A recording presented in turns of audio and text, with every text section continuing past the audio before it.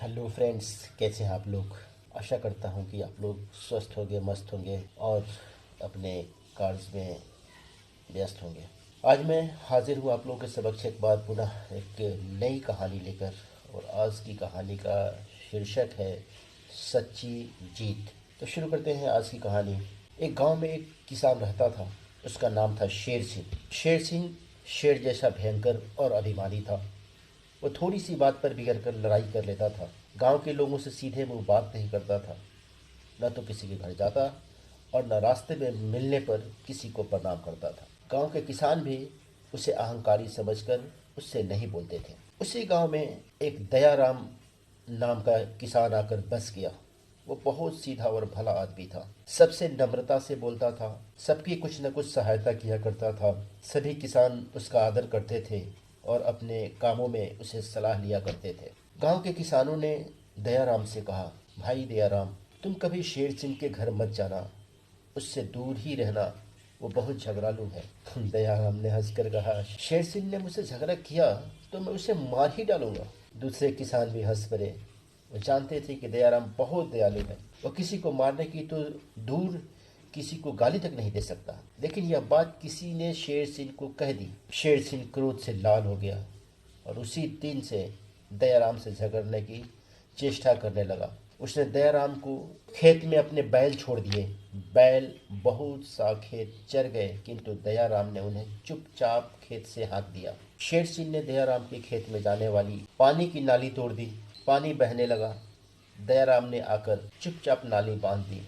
इसी प्रकार शेर सिंह बार दयाराम को हानि करता रहा, किंतु दयाराम ने एक बार भी उसे झगड़ने का अवसर नहीं दिया। एक दिन दयाराम के यहाँ उनके संबंधी ने लखनऊ के मीठे खरबूज भेजे। दयाराम ने सभी किसानों के घर उनके संबंधी ने लखनऊ से कुछ मीठे खरबूज भेजे।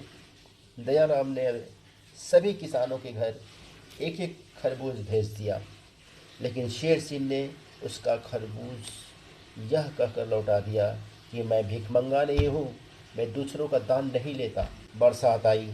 शेर सिंह एक गाड़ी अनाज भरकर दूसरे गांव से आ रहा था। रास्ते में एक नाले के कीचड़ में उसकी गाड़ी फंस गई। शेर सिंह के बैल दुबले पतले थे। वे गाड़ी को कीचड़ से नहीं निकाल सके। जब गांव में इस बात की खबर पहुंची तो सब लोग बोले, शेर सिंह बड़ा दुष्ट है, उसे रात भर नाले में ही पड़े रहने दो। लेकिन दयाराम ने अपने बलवान बैल पकड़े और नाले की ओर चल पड़ा। लोगों ने उसे रोका और कहा कि फिर तुम आज कहाँ जा रहे हो। दयाराम ने कहा, मैं शेर सिंह की सहायता के लिए जा रहा हूँ। गांव वाले बोले, शेर सिंह ने तो तुम्हारी बहुत हानि की है। तुम तो कहते थे कि मुझसे लड़ेगा तो उसे मार ही डालूंगा, फिर तुम आज उसकी सहायता करने क्यों जाते हो। दयाराम बोला, मैं आज सचमुच उसे मार डालूंगा, तुम लोग सवेरे उसे देखना। जब शेर सिंह ने दयाराम के बैल लेकर आते देखा तो गर्व से बोला, तुम अपने बैल लेकर लौट जाओ, मुझे किसी की सहायता नहीं चाहिए।